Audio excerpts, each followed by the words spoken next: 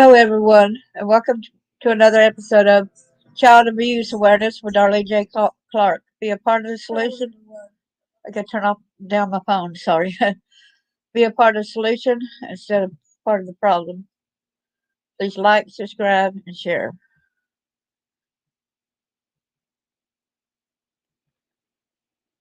Hello there, Chris. So good to see you. Thank you so much for coming.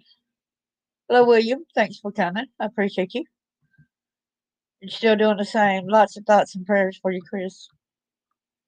Today we're going back over this be about my third segment, I guess, of Freedom for Gracie and Justice for Grant. We're keeping the names out there. They deserve it. Hello there, Eric. Good to see you. Now please hit the thumbs up. And Little Wing, good to see you. I appreciate you so much. Thank you. The Gracie Solomon deserves to be heard. She deserves to be freed from everything that she has endured and get the justice for Grant, her brother, as well as the justice for herself. Without further ado, get the banners up here, Bible verses. In Matthew 18, verse 6, but whoso shall offend one of these little ones which believe in me, it were better for him that a millstone were hanged about his neck, and that he were drowned in the depth of the sea. Colossians 3:21. This is especially for you, Aaron Solomon.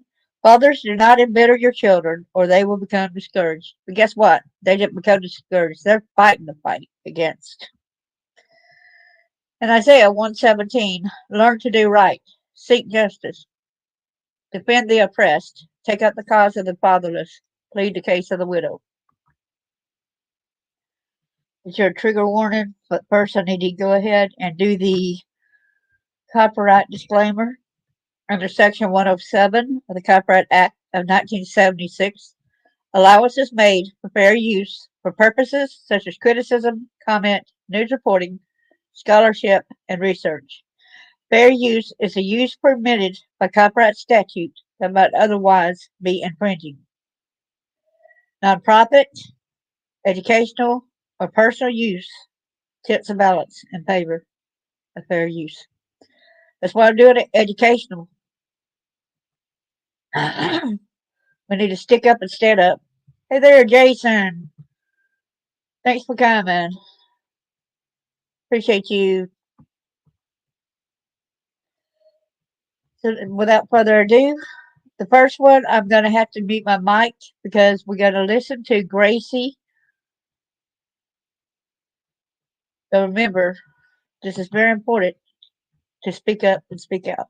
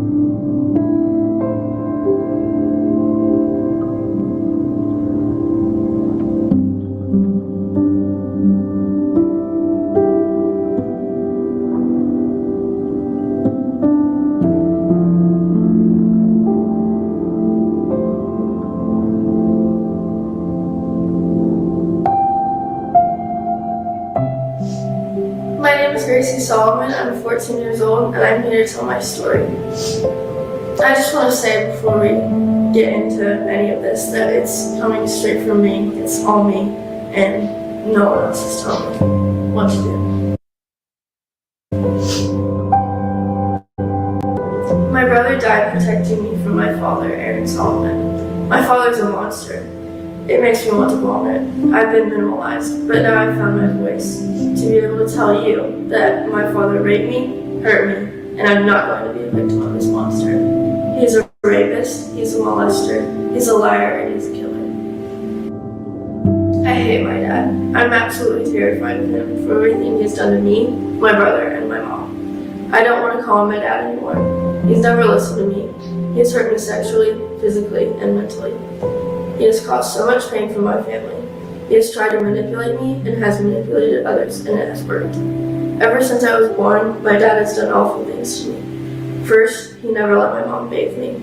It was always him. So by not letting my mom come in at all, it meant that he could do anything to me. I would always tell my mom I felt like I was more like a wife to him instead of his daughter. He would always bring his phone into the bathroom with him. At the time, I didn't know it, but I strongly believe he was taking pictures and videos.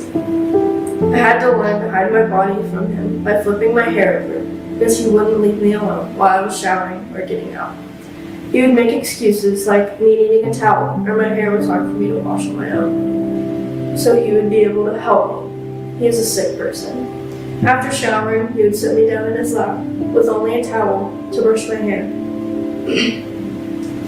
He brushed through my hair so aggressively, I would sometimes cry. I had terrible scars from that, and they are still somewhat visible. I even remember taking a bath as a young kid, probably first grade, and him washing me with the Dove bar soap completely up and inside of my privates. I know now that it was probably his hand, but I was too young to know any better. All of my grandparents knew about the abuse and still supported him. When I was at his house at night, I would sometimes feel like I couldn't control my body, or I would get sleepy and wake up in my dad's bed.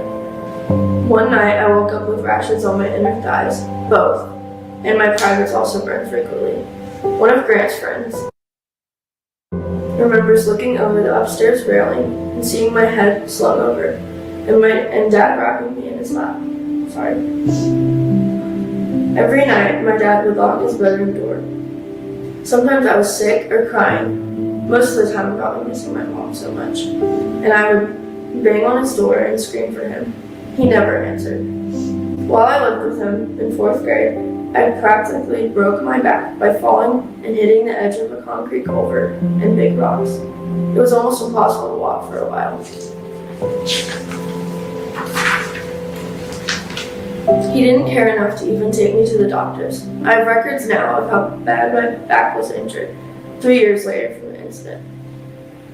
In the car, if we said something that made him mad, he would speed up really fast, and it would scare me and Grant. Dad is super manipulative and has manipulated so many people. He even tries to convince me that I am being brainwashed by my mom, and everything I remember never happened.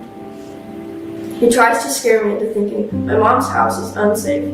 He knows how scared I am of robberies and kidnapping, or getting taken from my mom.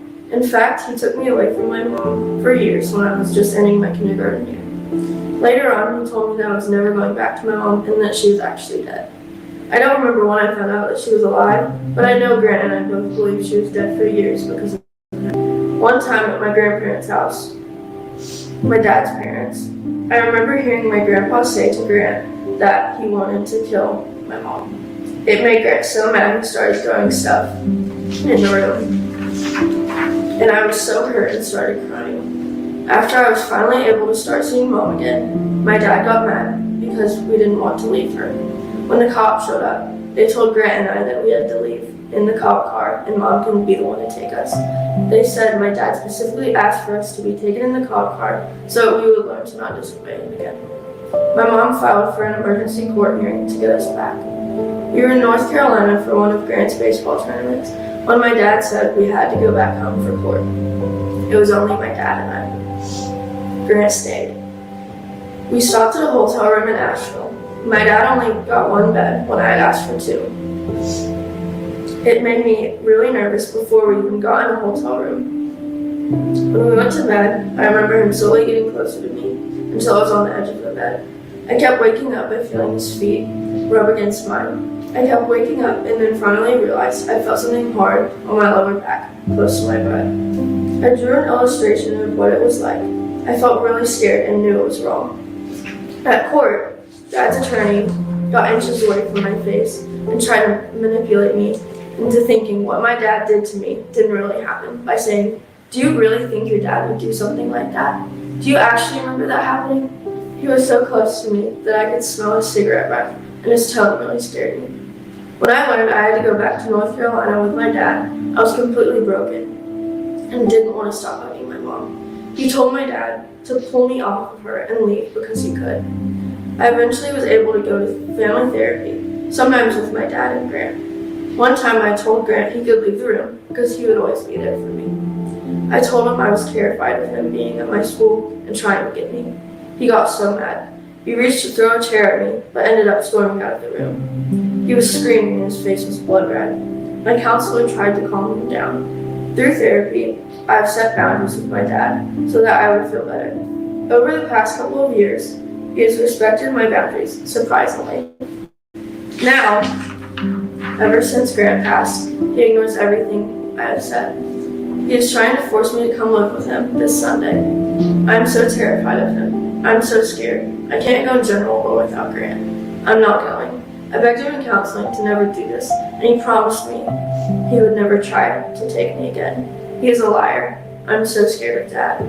I've seen him do terrible things to people I love and myself. Because of this, I strongly believe he killed Grant, and now he's going to kill me. Grant and my dad never had a good father-son relationship because of my dad. Dad would always harm, threaten, scare, and stress Grant out so badly. Before my dad took us from my mom, Grant and I were scared of Dad because of his ridiculous and terrifying behavior. From trying to kill my mom and constantly yelling at her, to freaking us out from all the things he has done to us and our mom. When he took us, he was just as mean and hurtful as he is now. One of the things Grant said when Dad tried to kill her was, "When I'm 6'4", you will not be able to do this anymore." I have always thought about that so much. Grant meant that, and he was scared and so hurt by his dad. That is just awful, and Grant was so young. Dad is controlling in many ways. One way was by giving Indian summons and telling him that he would always have control over Grant. Dad would just scream at Grant, like I could hear it from everywhere in the house. It was awful. One time Grant and I were watching TV together, and all of a sudden Dad comes up and grabs Grant by his shirt, pulls him up, and just yells at him in his face. It was so bad to watch. Dad would get into Grant's head so much. He would limit food and call him fat, criticize him just to the point where Grant would feel so awful. Dad would limit the time Grant had in the bathroom, on his phone, etc. Why the bathroom? Dad would keep our phones in his bathroom, which is locked, in his bedroom that is also locked. Dad never wanted Grant to be around Hannah, his girlfriend, or any of his friends. My dad even kept college letters and threw away some of the ones he didn't like. One of those multiple could have been what Grant wanted. Dad only wanted him to go to Ivy League schools. Dad also used Grant's truck as a way to control him too. Grant was so scared of him. He would apologize so much that if he did anything wrong, like if he was late to hit or if he was too sick, he was scared Dad would get mad. Even if he missed a day of school, the whole rest of the time he was worried about Dad. The day my dad took us, Grant tried to get out of the car to jump out to get back to Mom. When he tried, Dad grabbed Grant's wrist so tight, Grant thought it broke. And recently still, I would notice Grant touching that same wrist. Grant had a plan to run away with me, so we did. We got a few things together and went to our mom's house. Dad is and was an awful dad to Grant. I would never want Grant to even have to know somebody like him, and I'm happy for Grant, because he will never have to deal with him ever again.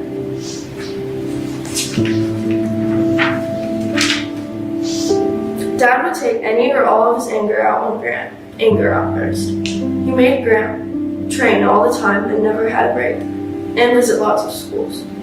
Dad would stalk Grant and come to every single practice, training, tryouts, just literally about anything.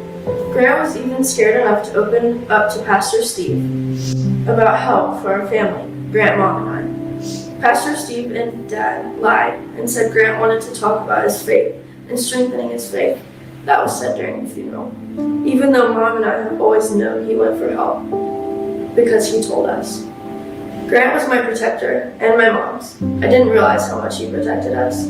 However, Now that he's gone, my dad is attacking me again. One of Grant's great friends told me that Grant had plans to reopen and testify for me and him again in court as an adult. A month after his 18th birthday, he had mysteriously died. I want my dad gone. This was from November 24th, 2020. I want zero contact with him, mail, text, in person, etc. Every time he contacts me, I can't get over it, and my focus in school and out is always disrupted because of all his texts and mail. I don't want him at school or games. I get so scared when he's around, and I feel trapped. I can't even go get a drink or go to see a friend or anything because he's right there on the bottom row. On November 19th, there was a basketball game. He got to the girls' game an hour early and was filming them, as well as almost coming in contact with me, at least 10 feet away and coming. By sneaking out, then the police left because they thought he was gone. So then my dad came back into the gym, and that's when he almost approached me. The school has forced me to go with him before, and I do not need him there. It's terrifying. I know what he's capable of, and that is what scares me. He has traumatized me, and I don't want it to be like this anymore. He needs to stop. Sometimes I'll even check behind curtains downstairs because I think he is there. He has violated the restraining order countless times. I'm not even going to the games anymore to see my brother be honored because of him, and it's not fair. I want custody completely flipped to my mom. She will show her medical records that she is clearly not mentally ill. She has never gotten to show those in court. It's all just lies. I want no contact, period. He makes everything so hard, and it's so scary, and someone needs to stop him. I need an order of protection. I've tried to get one with the sheriff's department, even though he will just break it. I really need someone to do something. I need my own attorney. My guardian ad litem isn't even talking to me, and she's doing things and saying things that I disagree with. No one in this court has listened to me, or Grant, and that is why he is gone. So please, I really need someone to listen to me. This is from October 21st, 2020. Ever since Grant, my brother, passed 3 months ago yesterday, my dad, Aaron Solomon, has been stalking us and just coming at us by throwing away and forgetting about boundaries I had set. I set boundaries for myself a while back, and he pretty much went by those for almost 2 years. But right when Grant died, he came after me. He literally just entered himself into our home and was hugging me and playing with my hair. I hated when he did that. It makes me gag, and it makes me think of the things that he has done to me. Soon after, he said that he was coming to get me. He has taken me away from my mom multiple times, and he has used the police to take me. It scared me so bad. He hasn't left me alone, and he has even contacted my friends and close people by sending videos of them. He even filmed up the homecoming court's dresses. It makes me sick seeing him or talking about him. It's so messed up. We recently got a restraining order put in place, but he has been violating it a lot. He isn't supposed to contact me, but he has been. He is coming to school a lot, and it scares me so much. I haven't been able to go to school because of how scared I am of him. What makes me even more scared is that I've witnessed how mad he gets, and when he's mad, I know he's really mad. I know he killed my brother, and now I'm scared of him coming near me or coming to get me again, or hurt any of us. This is an essay I wrote about what I want to do in the future, and it's about the FBI. The career I want to pursue is to be in the Federal Bureau of Investigation. I know that this is something I want to be a part of, and I have a few reasons behind this. I want to be in the FBI to help the innocent. I can use my thoughts, and it is just something that I really, really want to be, because it is extremely empowering. Helping others makes me feel content and happy. I want to feel that, and I want to make others feel better. I also want to be in the FBI to give justice to those people who have done. I have not received that. And eventually, when I do, I want to give back and help others.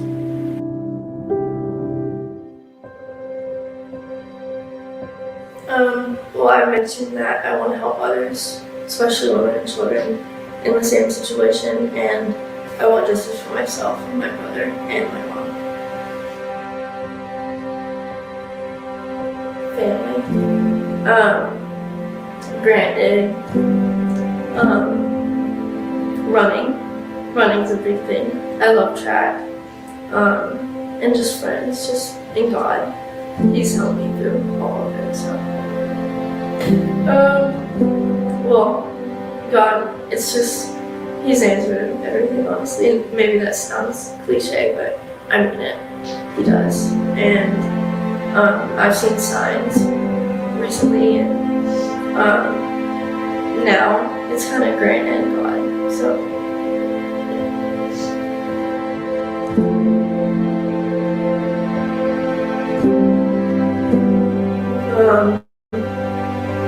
I'd like to go to UT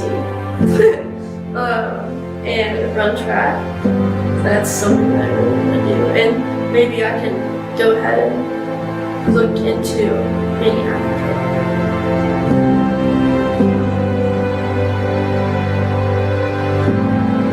I don't know how long the classes are for being an FBI, but that would be amazing.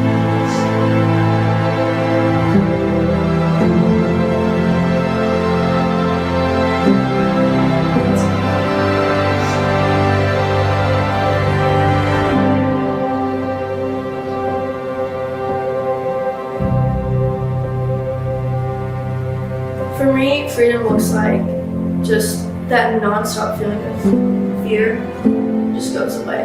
And I've always wanted to just be a normal teenager. And hopefully that's maybe soon. But to me, just all my problems going away and just, just being, I guess.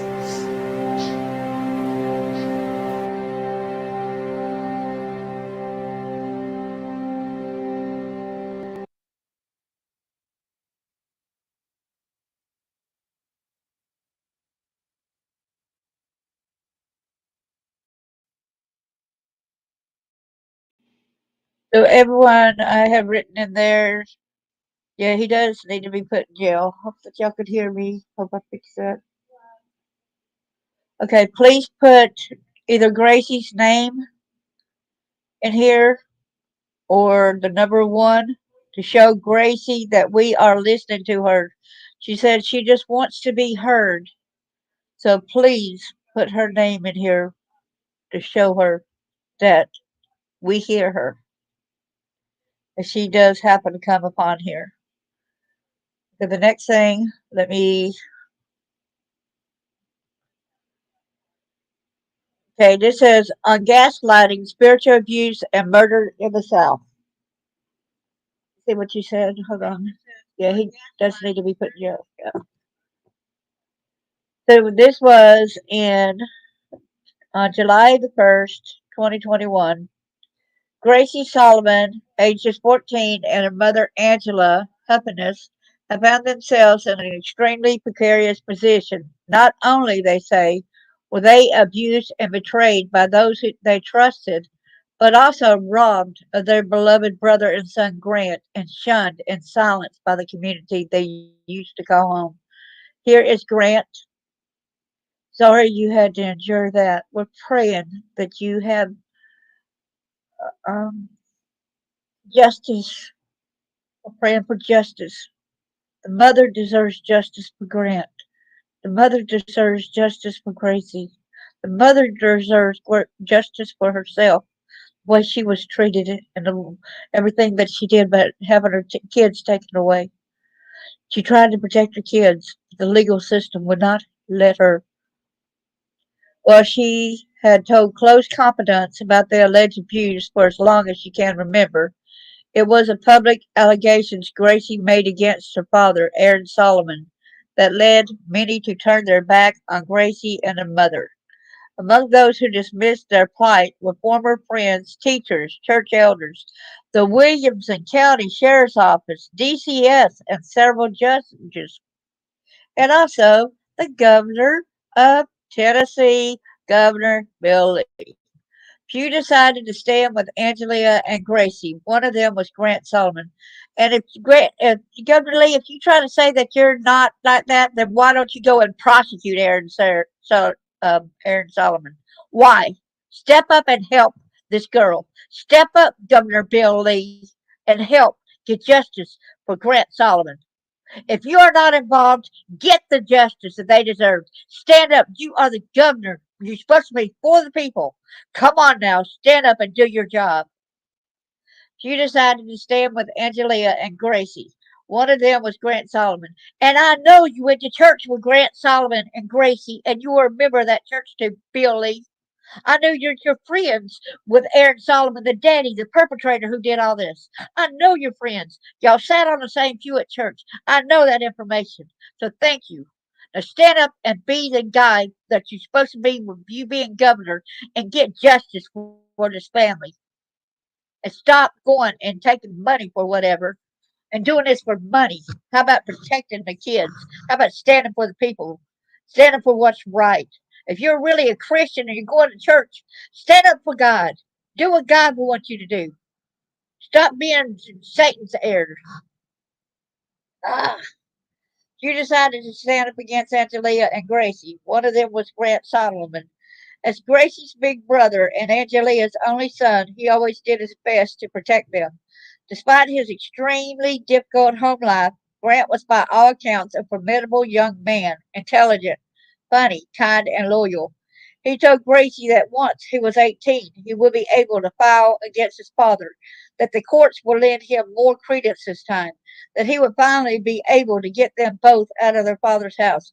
Grant Solomon died not even a month after his 18th birthday in an alleged single vehicle accident. His father, Aaron Solomon, was the only witness. And Grant was sick that day. He didn't feel like going. He even told his mama before he left, I don't want to go. He's going to end up killing me.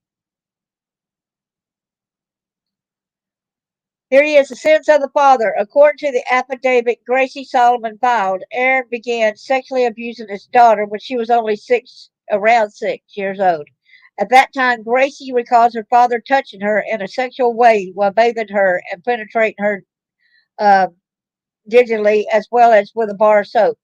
According to the affidavit, when Gracie was 11, this abuse escalated to rape. But according to both Angelia and Gracie's testimony, Aaron also abused his family emotionally and physically. I remember one time he even wrapped a cord around Angelia's throat, and then he tried to say, "Oh, she's crazy. She tried to commit suicide." No, you did that, and you worked for the news station too in Nashville, right, Aaron? They both stated in various documents that Aaron would mistreat them, hurt them physically, psychologically, and emotionally, and behave in manipulative and controlling ways towards them.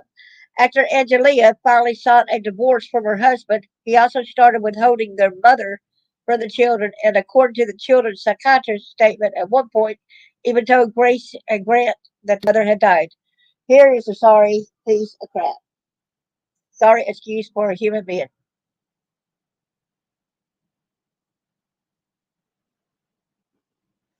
The parallel realities of Solomon lived is best exemplified by examining the moment the marriage ended. According to Angelia's statement to three separate medical professionals who examined her after the fact, Aaron tried to strangle her in a fit of rage using the electrical cord of a hair dryer. She further stated that the alleged assault took place after she and her children had decided to seek shelter from his abusive outburst, locking themselves in the master bedroom of the house. Gracie concurred with this in the video as well as in her affidavit, stating that Aaron has hurt my mom a lot. In this version of the story provided in the statement to the hospital that treated Angelia, Aaron acknowledged that his family had taken to sleeping in the same room together without him. He explains this was an eye surgery that Gracie had, and says that Grant had started sleeping in the master bedroom as well to keep his little sister company. However, he claimed that Angelia had tried to commit suicide by hanging herself with an electrical cord off of the shower head. That he tried to save her. She got violent, and that the incident was caused by Angelia shopping too much. Wow. Well, no one can say for certain what happened except for Aaron, Gracie, and Angelia. The psychiatrist Angelia talked to unanimously found her to be credible. It should also be noted that although those who suffer with suicidal thoughts do not always act rashly, it would be better hard to hang yourself from a shower head that's lower than you and not exactly low bearing. So the death of Grant Solomon. but the emotional, physical, and sexual abuse Gracie and Angelia accuse Aaron of is not the only sin he may have to contend with. Perhaps the most heinous crime anyone could commit is to murder their own child. Well, we will perhaps never know for sure who or what caused Grant Solomon's death. Many unanswered questions surround it. Several statements made to the Guardian at Lidham, to Angelia, and to the children's psychiatrist suggest that Aaron's only interest in Grant was as a baseball player, a status symbol reflecting on his excellence as a parent. The Guardian ad litem report also states that Grant felt controlled and manipulated by his father up to the point where Aaron would control when his son could even go to the bathroom. Wow. Additionally, the testimony submitted by his friends and family to the Freedom for Gracie Instagram suggests that he was afraid of his father, that he felt great responsibility for protecting his little sister and his mother. Oh, look at that. Look at Grant and the dog and Gracie. Look at that. Incidents like the one that allegedly took Grant's life are professionally referred to as single vehicle rollaways. While proof of any kind is rare in this situation, it should be noted that in an analysis of single vehicle accidents by the NHTSA, only 6% of all single vehicle accidents examined were rollaways that did not involve an obstacle of some kind. These kind of accidents can often be caused by faulty cars, but since Aaron declined any investigation of the car that killed his son, we can't know if this was the case. But we can know. We can know because there was no way that it rode backwards because I'll show y'all the proof in a little bit. Furthermore, Aaron has also declined an autopsy for his son. Under different circumstances, this will be understandable, but according to the hospital records, Grant's injuries are inconsistent with being dragged by a truck, showing one blunt force injury to the back of the head, as well as a bruise on his lower left side and bruise to his left cheek. However, the chart shows none of the injuries typically of getting dragged. There were no scratches, cuts, or abrasions to his back or legs. And that's going across pavement. So, you would have scratches or burn marks from the asphalt. Well, we don't have any statements suggesting that Aaron regularly physically abused his son. There's ample evidence to suggest that he is narcissistic and prone to uncontrollable fits of rage. Then he was going to try to get custody of his sister since he turned an adult. Grant was trying to, okay? And I think that's probably what did it. Aaron's very limited statements as to how the accident occurred are also inconclusive at best. I've created a timeline to visualize the events leading to Grant's death, which you can find in the link being below. And so, is often the case when it comes to allegations against Aaron Solomon, Gallatin Police Department opened and shut the case when Angie asked for it to be reopened due to the many unresolved questions surrounding the incidents and the overwhelming grief of not knowing what or who killed her son. Gallatin Police Department flat out refused. Remember, they even left some of the things alone. Let me show y'all something else before I get to. Okay, this is with the Tennessee. It revealed the teen baseball star Grant Solomon, 18, who died mysteriously, had his ankles broken and clothes discarded by the funeral home without authorization, as his family prepares to sue the mortuary service. Wow.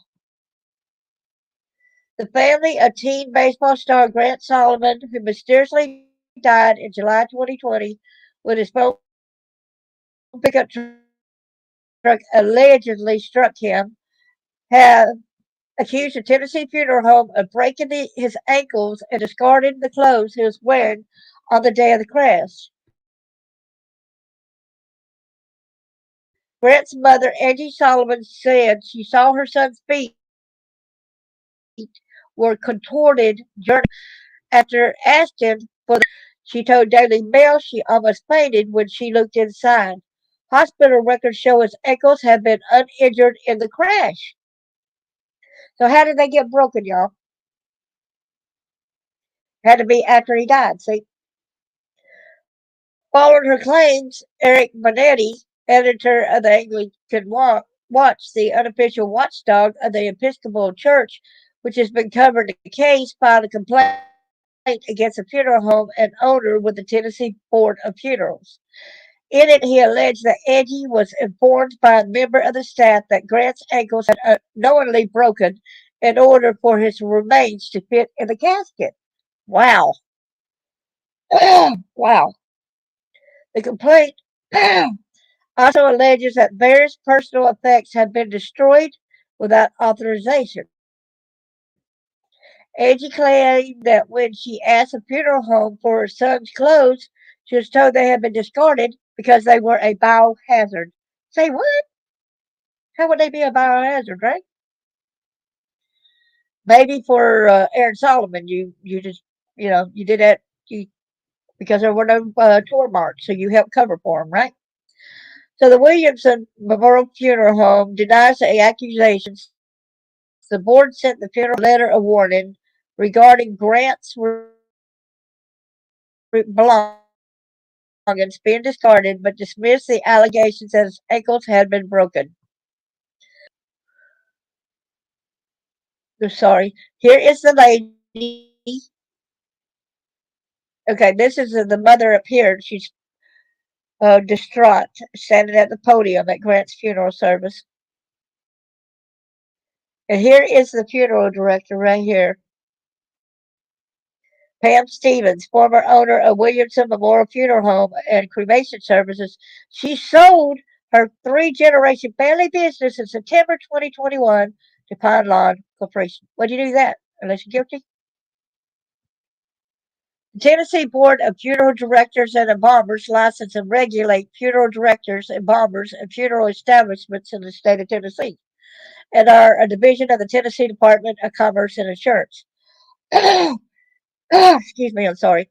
In June 2023, Bonetti sent the board a complaint letter asking to investigate activity that occurred at Williamson Memorial Funeral Home and Cremation Services on or about July 20th, 2020. In it, Bonetti alleged that the former owner, funeral director Pam Stevens, in conjunction with a member of the staff, knowingly broke Grant's ankles to fit him in an undersized casket when preparing him for casketing. He said in part they told family members that they did this to fit Grant into his casket, which makes zero sense. He was 6'4", and a standard casket size accommodates remains up to 6 feet 5. I further believe this conduct was not authorized by the family and thus constitutes abuse of corpse under Tennessee law. Moreover, Pam destroyed various personal effects belonging to the descendant without authorization. On top of that, Pam was profoundly rude to family members and inappropriately waded into a dispute between the descendants' parents. I ask that you investigate and, if these claims are verified, file criminal charges against all involved. On December the 12th, 2023, the Tennessee Department of Commerce and Insurance held a meeting regarding the complaint. Angie said before the meeting she was interviewed by an investigator, Maggie Jenkins, Grant's hairstylist, who saw his belongings in a bag at the funeral home before they were discarded, who was also questioned along with her assistant, Taylor. Angie said her friend Melanie Hicks' daughter Gracie and Grant's girlfriend Hannah were also present at the funeral home for the private viewing but were not interviewed. During the meeting, the board said there was no evidence present other than the mother's recollection that the descendants' ankles had been broken as alleged. They added, we would recommend a letter of warning related to the alleged disposal of the descendants' clothes. We'll make a motion that we approve council's recommendation of letter of warning. Funeral home owner Pam Stevens is the president of the board of the Tennessee Department of Funerals and Embalmers. It was not clear, and she was present at that meeting. So this is um, where the Williamsons Memorial Funeral Home and Cremation Service. There's a closed letter of warning by it says, Dear Eric Benetti, the above referenced complaint information has been reviewed by our legal staff and has been presented by the board. The board voted to close this matter with a letter of warning as the most appropriate determination in accordance with the laws and rules. Please be advised that there are no appeal rights on behalf of a complainant to challenge the board's decision. You have all rights, I believe. You don't tell them you ain't got no rights. Excuse me, don't take away our amendment rights. Please be advised that there are no appeal rights. If you desire legal advice or to file suit against a respondent, please consult with independent legal counsel of your choosing. Thank you for bringing the matter to our attention. Wow. When Eddie told Daily Mail he received a response letter from the Tennessee Department of Commerce and Insurance. In it, he was informed by complaint coordinator Belinda Rivers that a letter of warning had been issued regarding Grant's Close, and the matter was closed. Rivers wrote, the above referenced complaint information had been reviewed by our legal staff and has been presented to the board. Accordingly, the board voted to close this matter with a letter of warning as the most appropriate determination in accordance with laws and rules. Please be advised that there are no appeal rights on behalf of the complainant to challenge the board's decision. Oh, challenge the board's decision. If you desire legal advice or to file suit against a respondent, please consult with independent legal counsel of your choosing. Well, y'all need to sue yourself too, in a way, since y'all are covered up for Aaron Solomon. Why are y'all still doing that? Thank you for bringing this matter to our attention. Benetti told Daily Mail he is in the process of filing a FOIA request to obtain more documents regarding this complaint. So when Daily Mail contacted Williamson Memorial Fund Funeral Home, it adamantly denied the accusations. It denied it. A spokesperson said Williamson Memorial Funeral Home takes great pride in its operations, ethics, and long-standing service to the greater Franklin community. We are aware of Anglican Watch and Mrs. Solomon's repeated and continued patently false allegations about Williamson Memorial handling of her son Grant Solomon's funeral service. Of course, they deny, deny, deny. They deny they're all in it together, and they deny they're paid off. Aaron received an inheritance from someone that had died, and I can't remember who it was now. These allegations are intentionally defamatory, especially following closure of the complaint of the Tennessee Board of Funeral Directors and Embalmers and our insult to Williamson Memorial and its staff. Well, maybe check into the facts, check into it, and check into, you know, I don't believe the mother will lie about something like that. She's already hurt enough about her son dying. Williamson Memorial is a proud member of its community and has always served families and their loved ones with the utmost care and dignity. Excuse me, that ain't the utmost care and dignity. Nope. Angie said she is still trying to obtain the funeral home records nearly 4 years after the tragedy and is now seeking legal counsel in the matter. I stand with you there. We stand with you. Here's Grant Solomon with playing ball right here. See this one here. It's an all-star athlete who was starting the senior year of high school. I hate that it went like that and changed to that. So now they were even, let's see, they weren't believing that. Okay, now here's a witness, y'all. Here is a witness to the mysterious death of the Tennessee teenage baseball star Grant Solomon has broken his silence on what he saw the day the cops said he was run over by his own vehicle and died.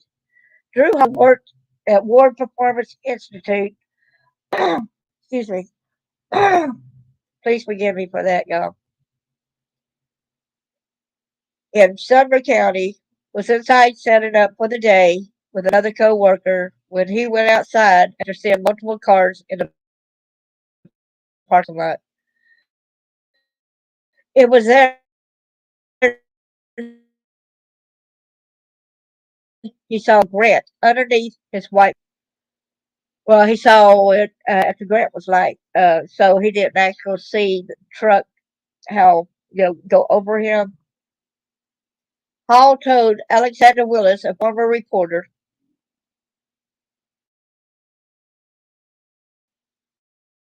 okay, it said Drew Hall, okay, it was there, a former reporter with the Williamson homepage, who first broke the story during a video interview obtained by Daily Mail that when he saw Grant, he was still alive. He would also recalled seeing Grant's father, Aaron Solomon, at the top of the hill on his cell phone and pointing to where Aaron was standing, which he said he's several feet away from his son, who was lying underneath the truck. Drew Hall picture saw Grant underneath. Okay, here's the precious little boy. I'll call him a little boy because he was still little to me. Okay, standing outside the facility and facing the parking lot where the tragedy occurred, Hall walked Willis through his morning that day.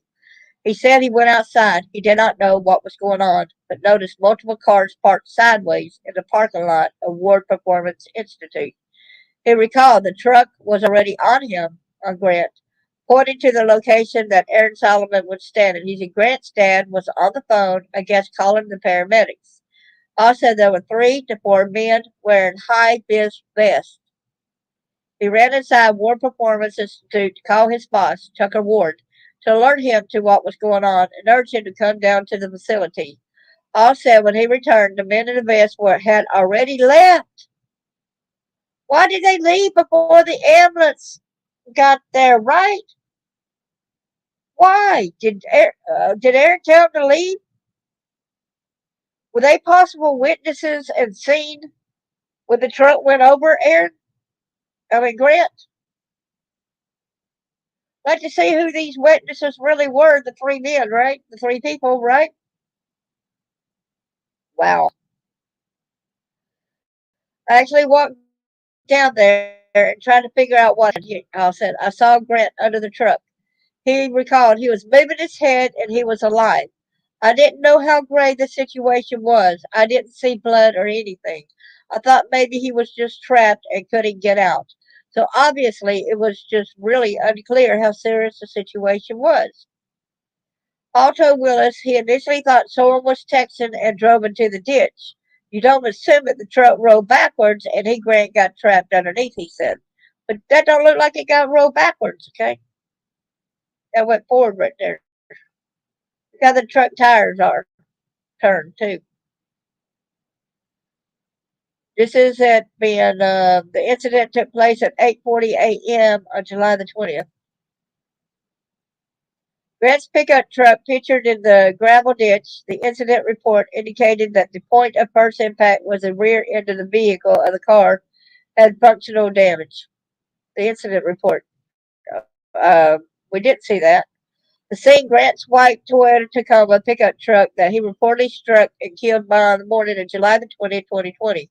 Grant's mother, Angie Solomon, and sister, Gracie Solomon, have been fighting for answers in Grant's mysterious death. His father, Aaron Solomon, was the only known witness when his son's own vehicle, white pickup truck, ran over him on the side of the road.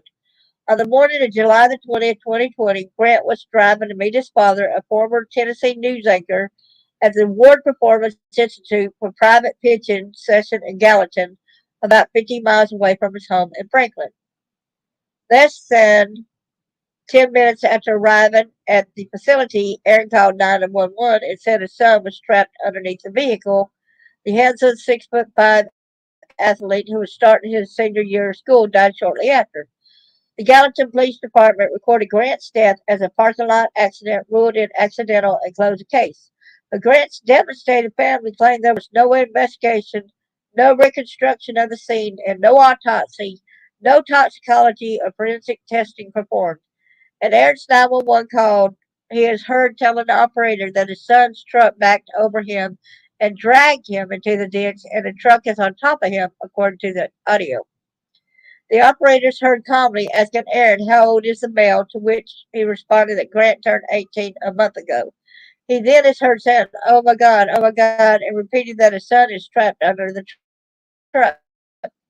It's underneath the vehicle. It's a white truck. That's my son. Somehow it backed up. Oh my God, that's not good. I guess he didn't have it parked. It wasn't engaged. The brakes, Aaron said. He told the operator that there were three other people at the scene, and the cell handler told him to check whether Grant was breathing. No, no, Aaron is heard saying. When the dispatcher asked if he was breathing, Aaron said, someone is telling me he's coming to. I don't think he can move. Someone talk to him. Is he facing up or down? He is heard saying. Aaron tells the operator that they said he's face up and blood is coming from his mouth. At one point during the call, Aaron is heard raising his voice as he tells Grant to turn his face to the side and be careful. The dispatcher tells Aaron not to move him, and Aaron's voice elevates as he tells her, we can't move him. According to a later incident report obtained by Daily Mail, Grant was found by emergency responders lying face up on the large rocks of a drainage ditch underneath the front of the truck's two tires. Okay, there he is right there.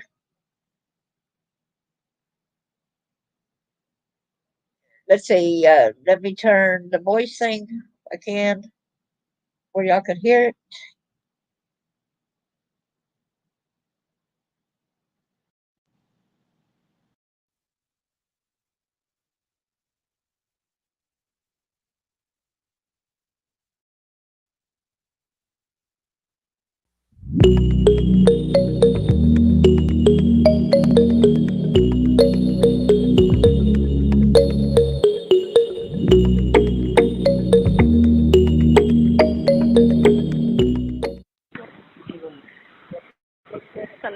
I'm trying. Where's your emergency? It's 1357 South Water Street. It's off 109. Please hurry. You said 57? Please hurry. Okay, what's going on? 1357. My son's truck backed over him, and it's rolled over him and dragged him into the ditch, and it's on top of him. He's trapped under the truck, and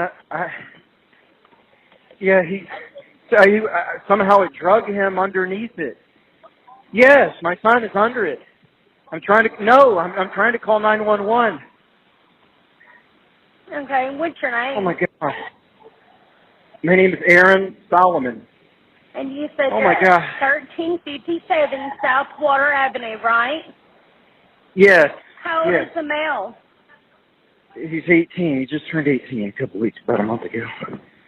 It's my son. Oh my God. Oh my God, this is not good. Is he awake? Oh, please hurry. I don't think so. He's not alert, right? No, he's out. And he's trapped. I got 3 guys here, and he's trapped under the truck. Okay. Oh my God. I understand, sir. Stay on the phone with me while we get somebody out there. What's your name? Aaron Solomon. All right, Aaron. Huh? What kind of vehicle is it? It's a Toyota Tacoma, and the vehicle he's underneath the vehicle. Okay, I've got that. And it's. Okay, I've got that. What color is it? It's a white truck. That's my son. It's somehow backed up. Yeah. Yeah, I'm on with 911 right now. Oh my God. Oh my God. Oh my God. Was your son working on it? No, he was just getting out of it. We're on an incline, and I guess he didn't have it in park or something, or it wasn't engaged, or. Oh my God. Oh my God, I can't believe still this. not responding? No. And he's still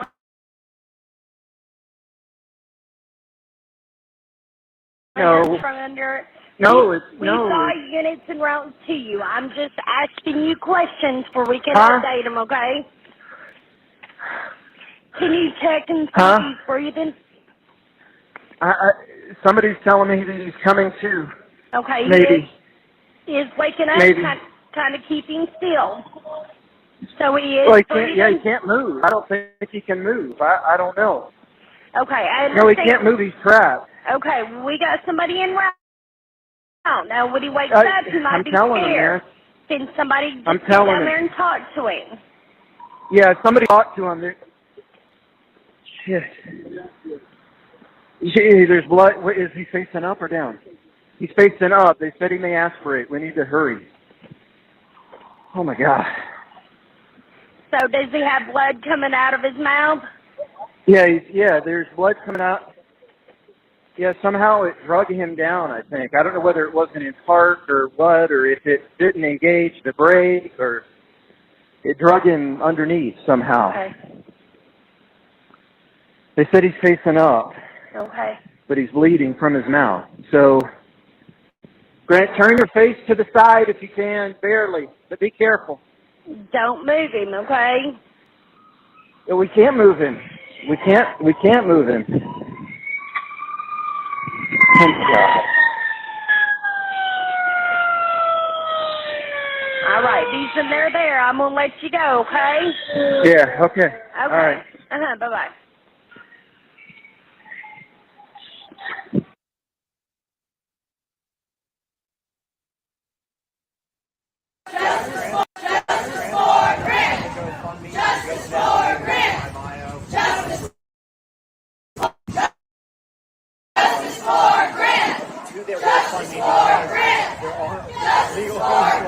Hasty Burger will be back.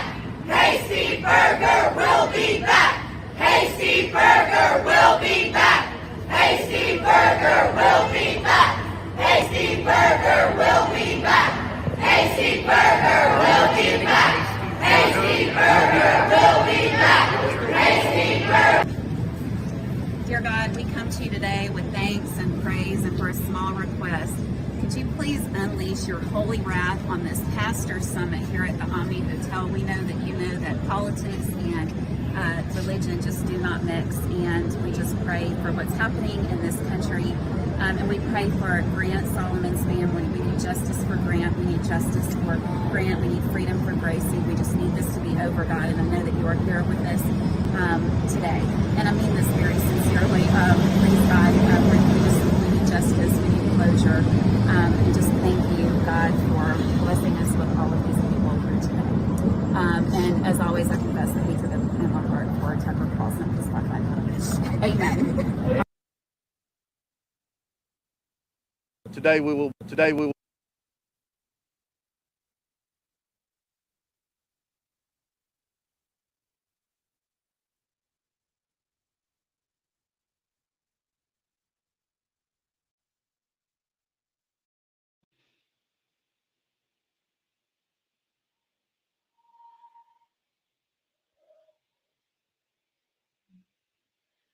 Get it all the way up to the top here. At the bottom. All right, so Grant was a gifted baseball player, pitched during a game, but he's batting right there, but he was gifted. Grant was 6'5", and a prize player. They said he was 6'4", by the mama said. Grant was also a standout basketball player. Grant's mother searching for answers in the mysterious death. He said in an errant statement to police, the former news anchor with WSMV Channel 4 said he and Grant were parked side by side outside the facility. I was still in my car, but noticed my son got out to get his baseball gear out of the back of his truck, he said. I looked down to check a work email, and the next thing I know, I hear and see the truck rolling backwards into the ditch. If you just hear it going into the ditch, excuse me, you would have heard it backing up right away because it's a good distance away from the business to back there. You would have heard it sooner. I get out of my car and try to find my son and saw that he was trapped underneath the truck and immediately called 911. A police report by the Gallatin PD stated that Grant was struck by his own vehicle in the parking lot. The first point of impact was a rear end of the vehicle that sustained functional damage. It noted that the roadway surface was asphalt and the conditions that day was dry. The police reported that narrative of the event and attached diagram. Vehicle 1 was stopped in the parking lot, 1357 Highway 109 South. The owner of Vehicle 1 exited the truck and was subsequently struck by truck, and as it rolled down the parking lot, they wrote, Vehicle 1 dragged the owner into the drainage ditch where it came to rest. The owner was trapped underneath. Grant's cause of death was listed as multiple blunt force trauma, run over by automobile with a timestamp of 8:40 a.m. And there's a death where he's at. The manner was reported as accidental. He died less than an hour later at 9:26 a.m. at Sumner Regional Medical Center in Gallatin, according to the death certificate. They said it was over here and it just rolled back like that. A sketch of the scene of the crash shows Grant's truck off State Highway 107 in Gallatin. This is the father's thing that he said. But here is the Grant suffered from blunt force trauma indicated on the medical thing. He has no um, parts where he was pulled up underneath the asphalt. He had no scrapes and anything. And it says 6 right there. The thing is, I think, for needle compressions.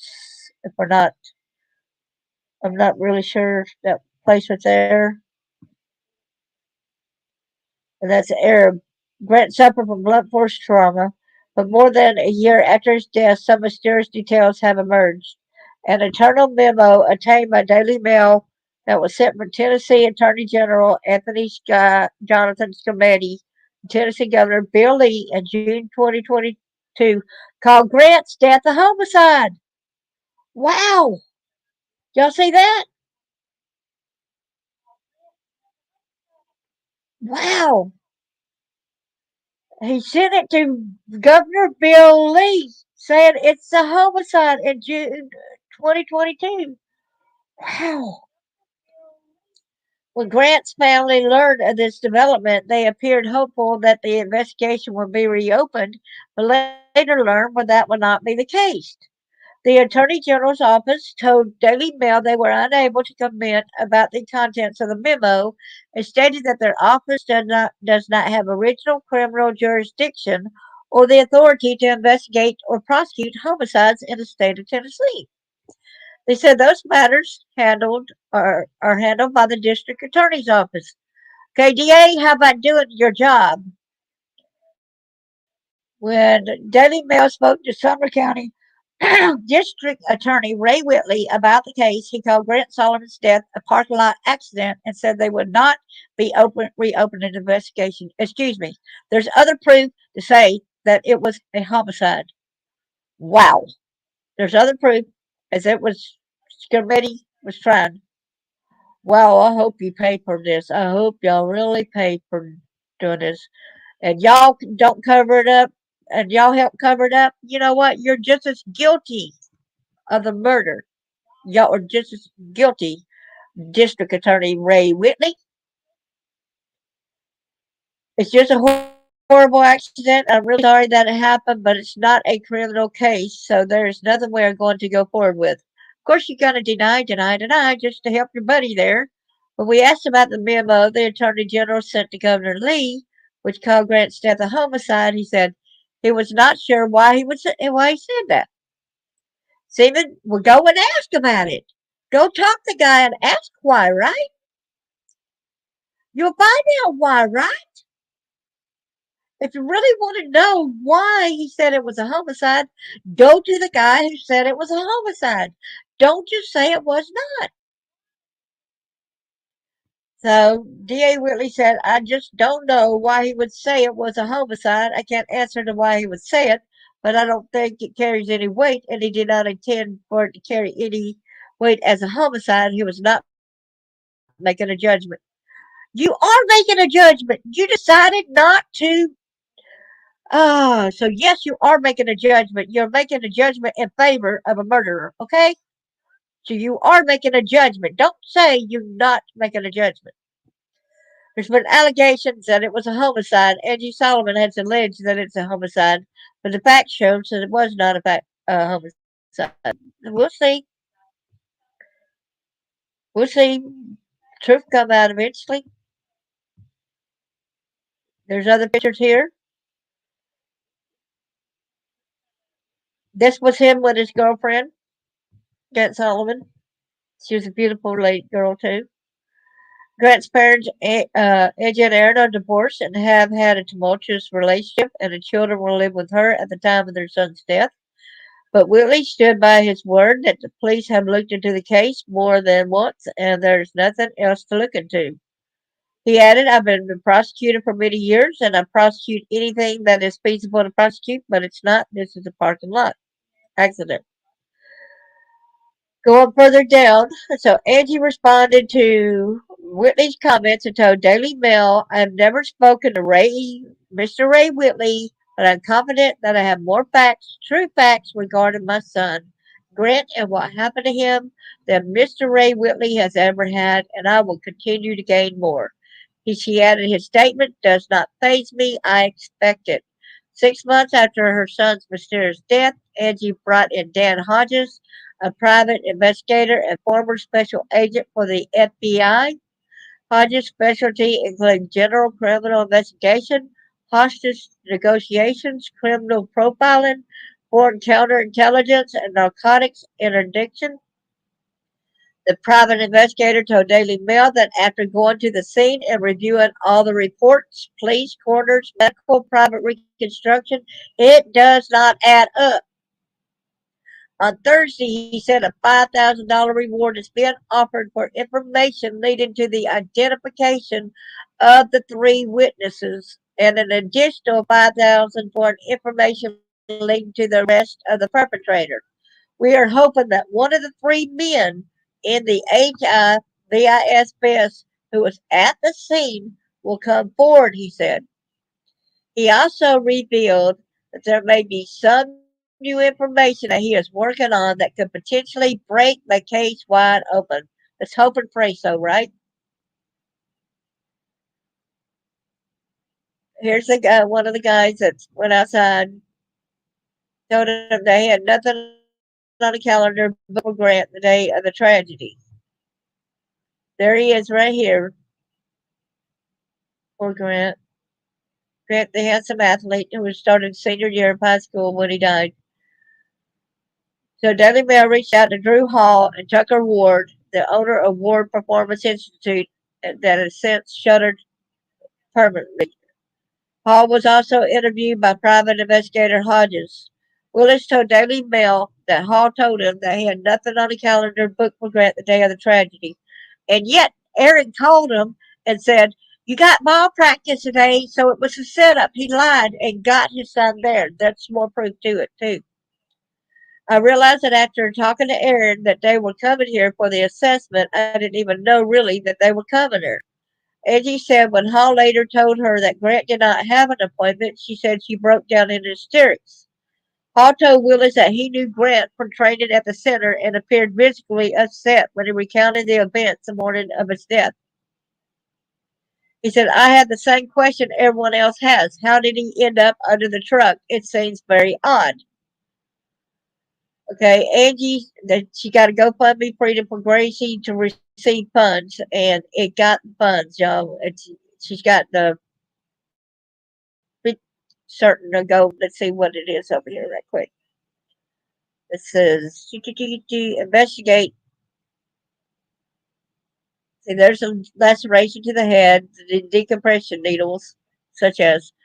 So Grant Solomon died early on the morning of July 20, 2020. The only witness was his father, Aaron, who says that Grant was run over by his own car in a freak accident. Nothing about this narrative makes sense. No real investigation was ever completed. The medical examiner's report shows blunt force trauma to the head and bruises, which does not match Aaron's narrative that he was dragged across a parking lot into a rocky ditch. Grant and his father had a rocky relationship, and he had alleged abuse in the past. CPS is required to investigate the death of any child in their system, but Grant died only weeks after his 18th birthday. His clothing and shoes did not have a scratch on them. Aaron's story continues to change. The 911 call, in which he mentioned three mysterious men who never came forward, is difficult to listen to as Aaron refuses to go near his son. He refused to have the truck examined and allegedly committed insurance fraud to try and get rid of it. It's hard to imagine a father could do this, but all we ask is for a fair, thorough, and unbiased investigation. There's more than enough cause for an investigation. That's all we're asking for in this petition. So it said they got the signatures. Thank you for 5,000 signatures. So the reasons for signing, there are two. It's right here. The truth needs to be revealed. Justice will grant Gallatin Police bail the community. Open the investigation. There should be an investigation into why they are not opening the investigation. That's true. So let's go on further over here. I want to check something out over here.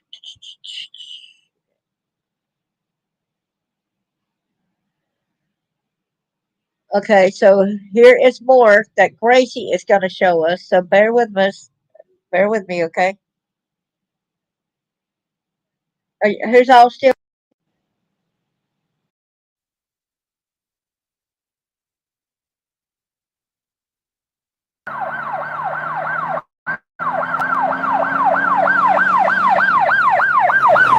They had both been to the crime scene, as I understand it.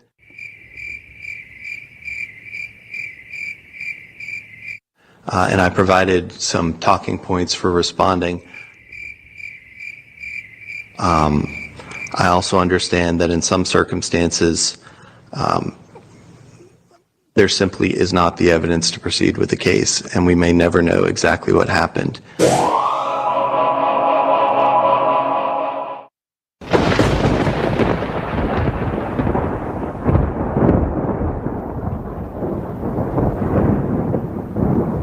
I knew you would react this way, but I prayed Angie, you I wouldn't. gave them to you a week at a time It's not already, about and I giving didn't it. have to. No, you don't have to, but are you just going to kill them? You can't make them stop loving their mom. No, they weren't being killed when it was not a week on, a week off. So you thought they were fine without their mother. That's what you're saying?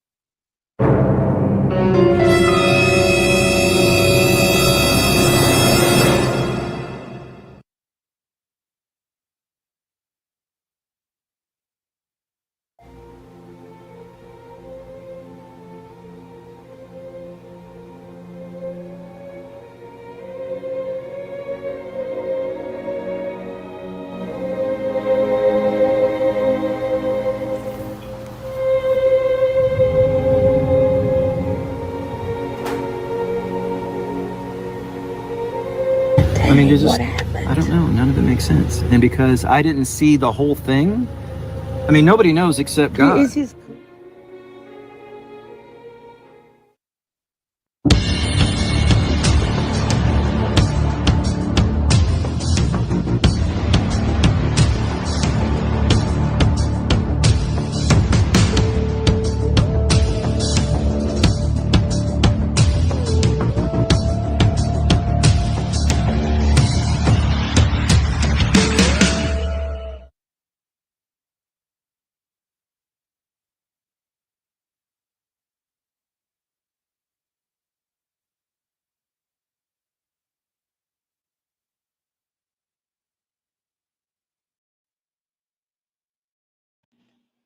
Now this other part's about to be shocking.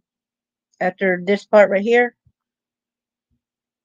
this investigation reveals Aaron Solomon like to kill his son, but there's going to be some more that's going to tie into this in a few minutes.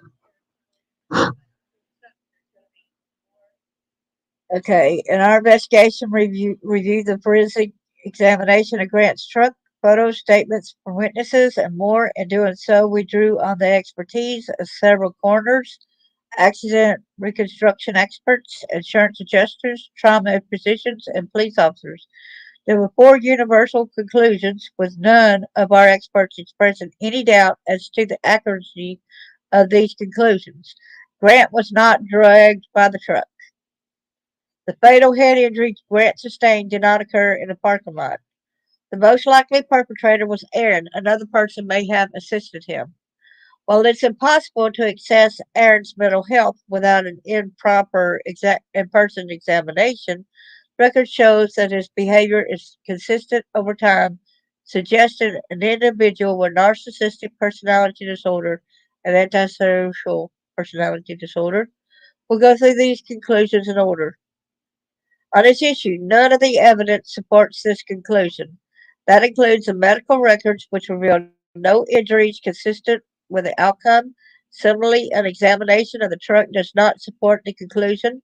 And the black box, the electric control unit in the truck, reveals that the truck was driven to its resting point above Grant, with the black box recording steering, braking, and the truck in drive versus park or neutral. So it was in the drive position, go forward position. It was not in park or neutral where it backed up, okay? The black box recording says it. But he tried to get rid of that vehicle so that box could not get. So here is a printout from the black box with highlighted parts in red. It records everything in the final 5 seconds before the so-called accident. Okay? So it tells the speeds and everything like that. So there it goes right here, right? Then it goes to steering input. And look at it, shift position. It's all in drive. Pay attention to that, y'all. See the D's right here?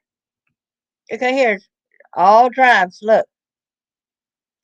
Never in reverse right here. See? So the car did not just back up.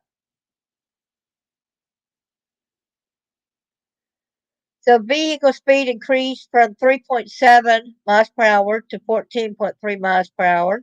Accelerator pedal increases indicating the driver is accelerating. So the pedal increases, okay, the percentage increase. Steering input changes indicate driver steering the vehicle. Vehicle shift position indicates the transmission was in drive, the D. The CDR data is not consistent with the manner in which this event occurred by what Aaron says, okay? It's not consistent to what this truck says. Truck forensic report data highlighted in red is key information and reveals that the truck did not roll. The data above reveals that the truck was in drive the entire time and someone was steering it. The truck came to rest when someone applied the brakes. Examiners also noted that Grant's cell phone and glasses were found near him. So when the investigators and the police came, they didn't even get his cell phone and his glasses. They left it behind. Is that not weird to leave somebody's belongings behind when there's been an accident? Why would they be left behind? The cell phone was undamaged at the time, but then damaged after Aaron returned it. Strangely, Aaron knew the whereabouts of Grant's phone following his death. Well, these may seem like minor reference points. They have immense significance in a situation. Why? Because loose objects in a dragging position accident quickly separate from the victim even when in pockets.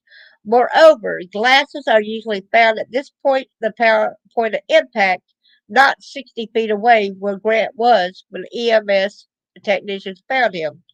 Moreover, as noted previously, photos of the parking lot and grassy area above the ditch reveal no evidence supporting Aaron's claim of a dragon accident, nor do the medical records reveal the bruises seen when a vehicle dragged someone. In that scenario, there should be two sets of bruises, one at the height of the bumper and with the other point where the vehicle struck the victim, the other at the multiple points where the victim struck the pavement. These are usually extensive given the force of even a slow moving vehicle. Thus, the absence of these bruises on Grant makes it impossible that he was dragged by the truck. Head injury. We've covered the topic extensively, so we won't rehash all the data. Suffice it to say the cause of death was almost certainly Grant's head injury and the resulting blood loss. Based on the medical records, we identified Grant's head injury as the only significant injury. In this context, bruises on Grant's face, hip, and waist are consistent with being struck from behind in the head with a blunt object, possibly while bending over a low object like the front of a vehicle. The bruises indicate initial impact after being struck, followed by a second set of bruises when Grant fell to the pavement or another hard surface. But these bruises are not consistent with dragging, as they are too limited and not in the correct locations. Again, none of this data is consistent with Aaron's depiction of events. The likely perpetrator was Aaron. Next, we come to the issue of who likely killed Grant. On this score, we concluded that Aaron is the most likely subject. In addition to being the only person on the scene, several secondary issues support the notion that Aaron is the culprit. These issues include alleged variation in Aaron's depiction of events over time, his refusal to go to Grant's while remaining at the top of the hill, his claims that several people were on the scene. There's no evidence to support this claim, and to the extent anyone else was on the scene, the person would likely have been a participant in the attack on Grant versus a bystander. His retention of Grant's truck, followed by a seemingly fraudulent effort to offload it. Grant's baseball bat, the weapon likely used, has never been recovered. And that's the what he usually takes that to his practices. What happened to Grant's baseball bat? Aaron's claim that Grant went to the rear of his vehicle before it started to roll is entirely unsupported by the evidence. Well, I thought you didn't see him get out. I mean, I didn't think you saw him. Oh yeah, you said he claimed he got to the back and removed it, but I hear that he had his stuff in the back seat of the vehicle, not in the truck. Also, because there was no blood in the parking lot, Grant was assaulted elsewhere on the property or at a remote location. Both of these scenarios make it likely that a second person was involved. Well, Grant would not have been able to drive his truck to the scene following the attack. Also, as we discuss in a moment, Aaron's behavior over time, as described by his family and third parties, is consistent and evidences someone likely both a narcissist and a sociopath. So, Aaron's mental health on this issue, it's important to note that diagnosing someone absent in person meetings and specialized training is impossible. Okay, so here is a multiple indicia of narcissistic personality disorder, an uncanny ability to tell people what they want to hear, tremendous charm with seeking narcissistic supply, seeing children as extensions of himself there to meet his needs with little other interest. In Gracie's case, this extends to sexual gratification. In Grant's case, it was a vicarious recognition Aaron received from Grant's athletic success and expectations that Grant would play professional baseball, something Grant did not want to do.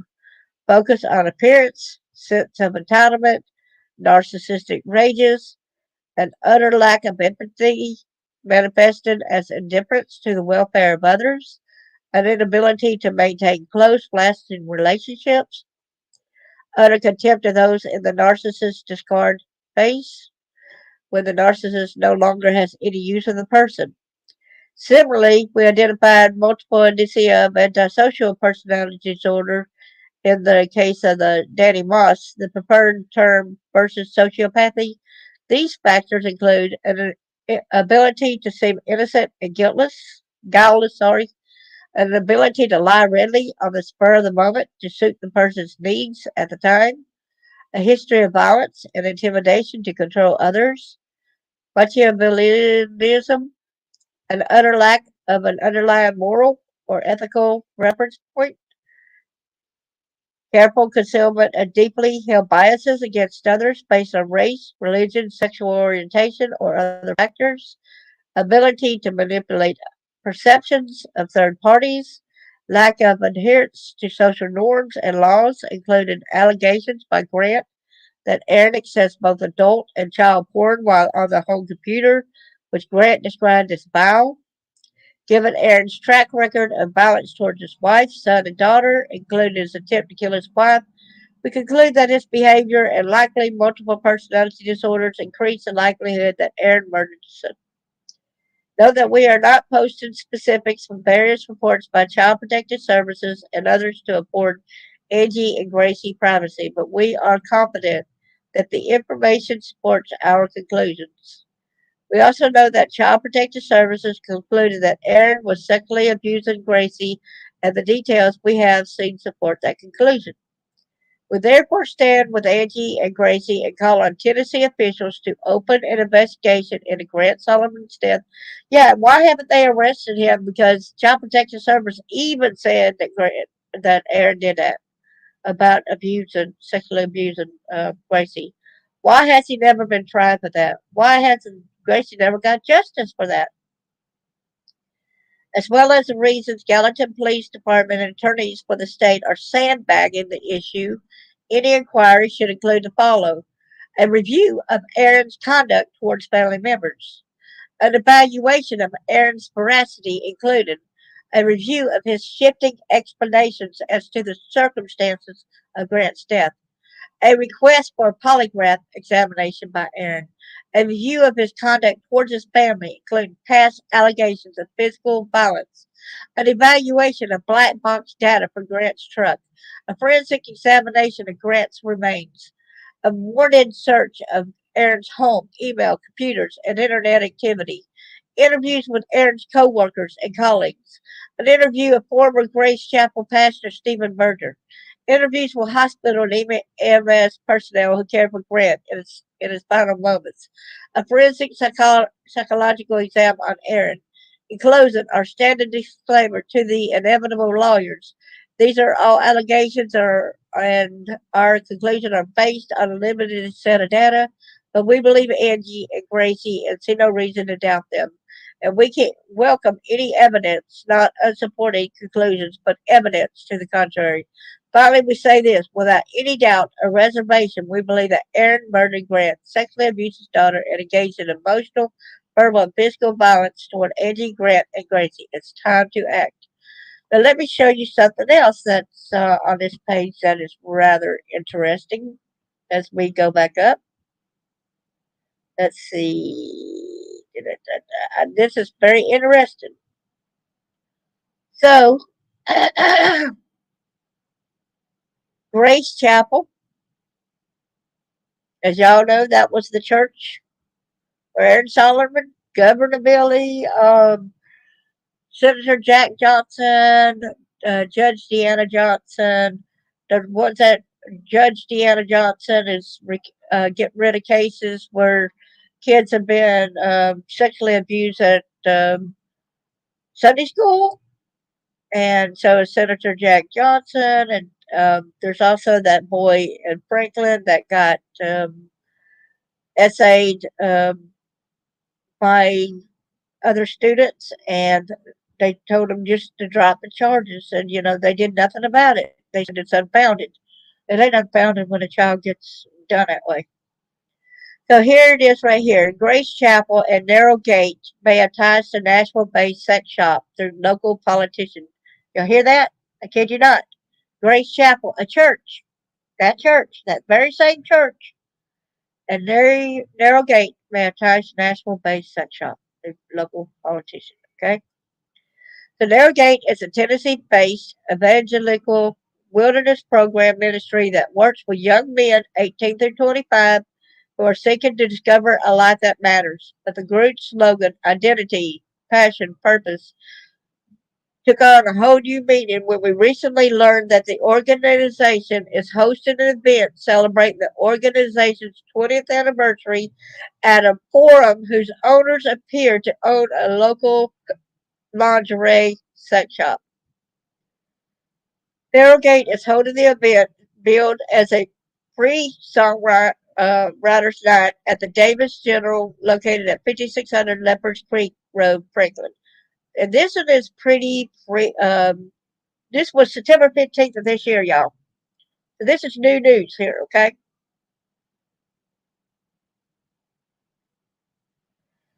So we're going on. The location is a destination store and restaurant featured a nostalgia-based vibe, ethanol-free gasoline, and guns are welcome sign at the entrance. So you can take your guns in there, okay? A review of public records revealed that the store recently reopened under new ownership, with one of the owners being Lisa Hayes Lennox, an area resident. However, a further review of public records indicates that Lennox appears to be the owner of Nashville-based Lions Den LLC. Indeed, state records reflect Lennox as a registered agent for the LLC and provide her home address for contact purposes. So, what is Lions Den? As far as we can tell, it's a sex shop located in Nashville, Tennessee. Okay. It's affiliated with a national chain. It sells lingerie, sex toys, fetish and bondage gear, and more. The company purports to be inclusive and caters to men and women, members of the LGBTQ community, and more. Our reaction to be clear, while a sex shop isn't our cup of tea, we're more likely to be at home watching a cooking channel, and we have an issue with the exploitation inherent in pornography. We don't have a problem, generally speaking, with a sex shop. As long as the store requires that customers be over 18, it's none of our business. But given the conservative evangelical worldview of Narrowgate, it was seen that an anniversary event at a location whose owners may own a sex shop is, if nothing else, improbable. Ties to Rob Rogers and Grace Chapel. Then we come to Rob Rogers, pastor of Grace Chapel in Leapers Fork and one of the co-founders of Narrowgate, thanks to his association with Christian nationalist wackadoodle Steve Berger. Rogers claims Jesus freed him from a heroin addiction. That strikes us as spiritual abuse in which so-called church leader claims special access to divine assistance, especially since, to our knowledge, people with an addiction never get over the challenges they face. Well, I know a couple people who have. They get sick at the thought of it. They are away from it because there are times when that does happen. Through things, all things through God is possible. Be that it may, Roger's encounter with Jesus was before he took over at Grace Chapel, where one of his early accomplishments was teaching church members to say imprecatory psalms at Gracie Solomon, who had just weeks before lost her older brother Grant in what appears to have been a murder. Soon after Grant's death, Gracie released a video in which she shared her belief that her father Aaron had killed Grant and further accused Aaron of sexually abusing her. Rogers and the other so-called Christians of Grace Chapel didn't approve of Gracie's claims, so Notch praying for divine retribution was a logical next step. Nice. They wanted to pray for, divine retribution, so wanted God to come and harm her to shut her up. Can y'all believe that? They actually prayed for anybody that's standing up on this, which I guess I'm praying against me doing this too, y'all. So we'll pray to the real God who protects us, who would, if it be his will, if I do lose my life over doing something like this, it'd be God's will, but I'm still going to continue to speak up regardless. It's a small world after all, but the incestuous world of the Tennessee theocracy that swirls around Grace Chapel doesn't stop there. Specifically, Lisa Lennox is also a Republican council member from Williamson County, and it comes as no surprise that Lennox is a member of Grace Chapel. I don't care whether you're Democrat or Republican, just as long as you don't go and be a pedophile, you don't go and do some of this other stuff. I do not care about whether you're Democrat or Republican, okay? Just stop throwing that in there. So, a substantiation pedophile as his buddy at Grace Solomon's. Okay, let me go there. Mr. President, Lennox is a member of Grace Chapel, the spectacularly corrupt church in which former pastor Steve Berger greeted Aaron Solomon, a substantiated pedophile, as his buddy, and at Grant Solomon's funeral, no less. This right here, this guy, the Senator Jack Johnson. That's his wife, Judge Deanna Johnson. So I don't know, let's see, who this others, Berger's closest followers and allies in government, from left and right. Wow, I cannot believe that Senator Martian Blackburn's in there. Senator Martian Blackburn's in here. Governor Bill Lee and Secretary of State Trey Hargett. Wow. Wow, wow, wow. I thought she looked familiar. Okay. And there's the Governor Bill Lee and Secretary of State Trey Haggett over here on the right here. Whoa. Sorry, folks. Anyone who abuses a child does not find their way onto our body list. In the meantime, we see yet again how Grace Chapel, long as epicenter of Christian nationalism and MAGA politics, refuses to protect. We're not going over the MAGA stuff, but just going over just the fact of refuses to protect Gracie, Grant, and other children at Grace Christian Academy, which shares a campus and is affiliated with the church. Tellingly, Grace's membership includes such non-luminaries as Governor Bill Lee, corrupt Judge Deanna Johnson, and her husband, State Senator Jack Johnson, of all who worship at the altar of Berger's Christian Dominionism. Up next, we'll welcome confirmation from readers that we found the right Lion's Den LLC. After all, for all we know, it's Christian Publishing Company, but somehow we doubt it, and the ties between Grace Chapel, Steve Berger, Rob Rogers, Lisa Hayes Lennox, and corruption in Tennessee, including the state's refusal to investigate the death of Grant Solomon, get uglier by the day. Marcia Blackburn, get in there, get it done. Governor Bill Lee, get it done. Jack Johnson, may you rest in whatever. I pray for all y'all to turn your hearts back and to protect. In the meantime, Narrow Gate staff, be sure to help yourself to some delicious grub at the General. And if you're looking for bondage gear, you know who to call, they said. Okay, sure are more colorful than their Episcopalians. Oh, well. That was interesting to say the least, Bill. And since Gracie and Grant, a very important note from me. We are in receipt from Angie. There's always hope that comes true. A very important note for me. Everything is in place. The plans are set. Without you, we wouldn't be here today. You said his name. You said her name. Your generosity has afforded the best for them. Justice and change is now assured. What words are large enough to say thank you? If you have worked tirelessly, or helped, or prayed, or used platforms, or told your neighbor and your cousin, or just kept Grant Gracie on your minds and in your heart, holding on to hope, I am talking to you. You are everything to me. Gracie and I are doing well, yet in this time of stillness, I have found that I am very much exhausted and have very little to pour from. I am going to rest and heal. Gracie is still the same. Please hold us steadfastly in your hearts, as we will each of you. You are our heroes. May we watch the future happenings together. We will give all of our love to you always, Angie, Gracie, and Grant. This is them. This is the mother when she was, this is Grant. This is Gracie. It's a little bitty baby. Look how sweet Grant. Look at beautiful smile.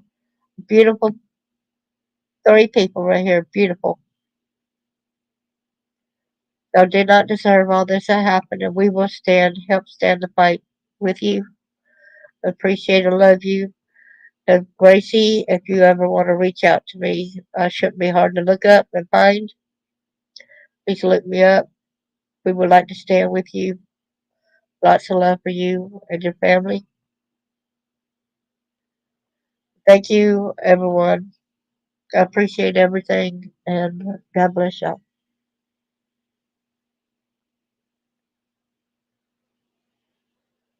Oh, wait a minute. Give me here. I'm thanking everybody for coming in and doing all this. God bless y'all.